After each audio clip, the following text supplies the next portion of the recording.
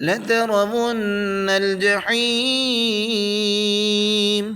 ثم لترونها عین الیقین ثم لتسألن یومئذ عن النعیم۔ السلام علیکم ورحمۃ اللہ وبرکاتہ۔ محترم عزیز سامعین و ناظرین، آپ دیکھ رہے ہیں مصفہ القرآن انسٹیٹیوٹ۔ اہلاً سہلاً مرحبا، خوش آمدید کہتے ہیں۔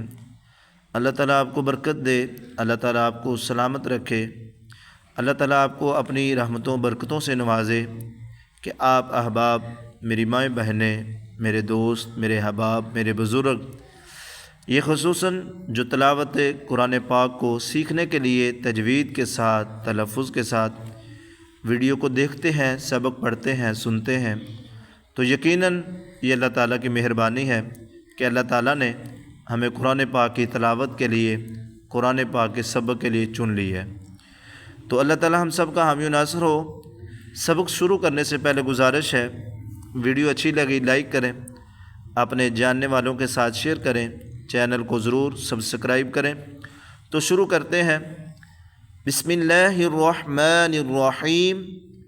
یہ سورۃ التکاثر مکیہ، یہ بھی سورت مکی ہے، مکہ مکرمہ میں نازل ہوئی ہے۔ جی شروع کرتے ہیں۔ بسم اللہ الرحمن الرحیم۔ الہاکم التکاثر، الہاکم التکاثر، الہاکم التکاثر حتی زرتم المقابر، حتی زرتم المقابر کلا سوف تعلمون، کلا سوف تعلمون، کلا سوف تعلمون، ثم کلا سوف تعلمون، ثم کلا سوف تعلمون، ثم کلا سوف تعلمون، كلا لو تعلمون علم اليقين، كلا لو تعلمون علم اليقين، كلا لو تعلمون علم اليقين لترون الجحیم۔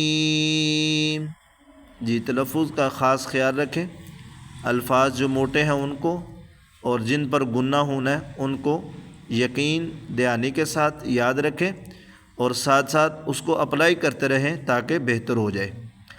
لَتَرَوُنَّ الْجَحِيمَ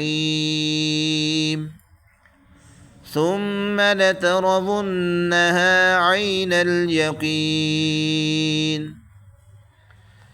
ثم لترونها عين اليقين، ثم لترونها عين اليقين،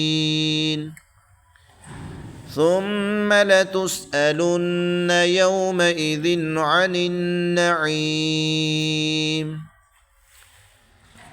ثم لتسألن يومئذ عن النعيم،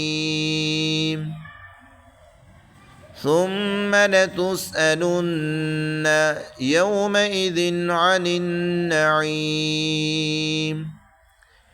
اب اس میں جو ریڈ کلر میں ہے وہ حروف پر پڑے جانے ہیں، یعنی موٹے پڑے جانے ہیں، اور میں نے بتایا تھا کہ جب کسی حرف کو موٹا کرنا ہو، اس حرف کی آواز کو منہ کے اندر جو خالی حصہ ہے، دونوں دانتوں کے درمیان اوپر نیچے والے جباڑوں کے درمیان یہ جو خالی حصہ ہے، اس کے اندر حرف کی آواز کو پہنچائیں تو انشاءاللہ حرف خود بخود موٹا ہو جائے گا۔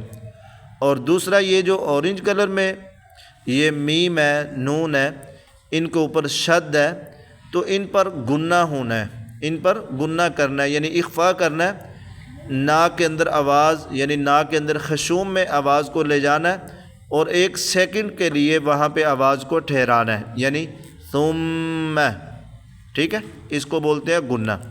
تو آج کا سبق الحمدللہ ہمارا مکمل ہو گیا۔